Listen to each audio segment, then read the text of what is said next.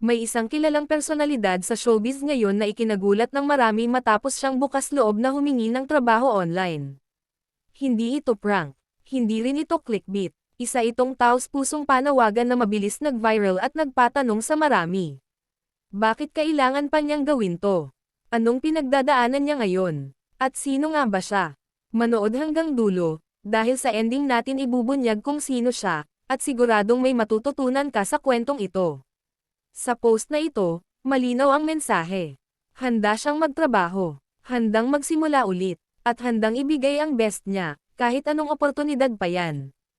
Ayon sa kanyang pahayag, kaya niyang maging host, actress, singer, event coordinator, stylist, public speaker, at maging painter. Hindi ito karaniwang post mula sa isang artista.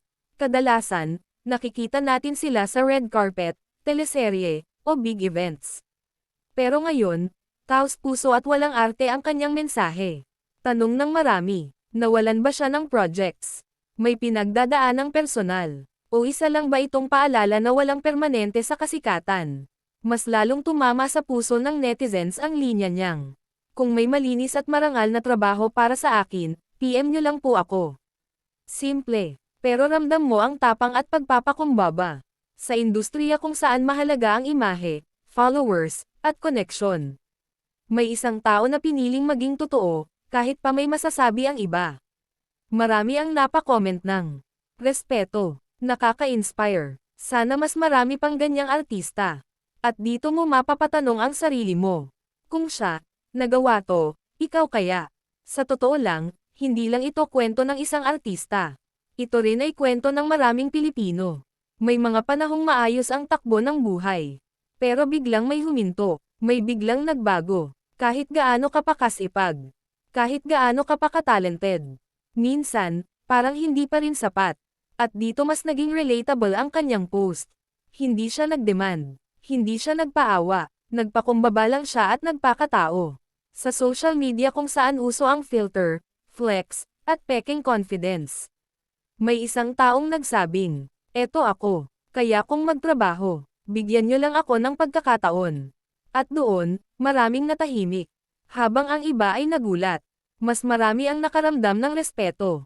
May nagsabing, mas mayaman pa rin ang taong marunong lumaban. Hindi lahat ng sikat, secured habang buhay. Ito ang totoong inspirasyon. At aminin natin, sa panahon ngayon, walang sigurado. Kahit gaano ka pa kakilala. Hindi lahat ng bituin ay laging nasa itaas. May mga panahong kailangan mong lumaban ulit, kahit kilala ka na. Kaya bago natin banggitin ang kanyang pangalan, tanungin muna natin ang sarili natin. Kung ikaw ang nasa posisyon niya, may lakas ka bang aminin na kailangan mo ng trabaho? O pipiliin mo na lang manahimik dahil sa takot sa sasabihin ng iba? Hindi lahat ng laban ay nasa entablado. Minsan, ang pinakamahirap na laban ay ang pagiging totoo. At ngayon, panahon na para sagutin ang tanong ng lahat. Ang tinutukoy natin ay walang iba kundi si Tuesday Vargas, isang multi-talented artist na mas piniling maging tunay kaysa magpanggap. At mas piniling lumaban kaysa manahimik. Sa panahong maraming takot magsalita, pinatunayan niya na ang tapang at dignidad ay mas mahalaga kaysa pride. Kung ikaw ay naniniwala na dapat suportahan ang lokal na artista, i-like, i-share, at i-comment ang opinyon mo. At kung gusto mo pa ng ganitong klaseng showbiz stories na may aral, mag-subscribe ka na at pindutin ang notification bell.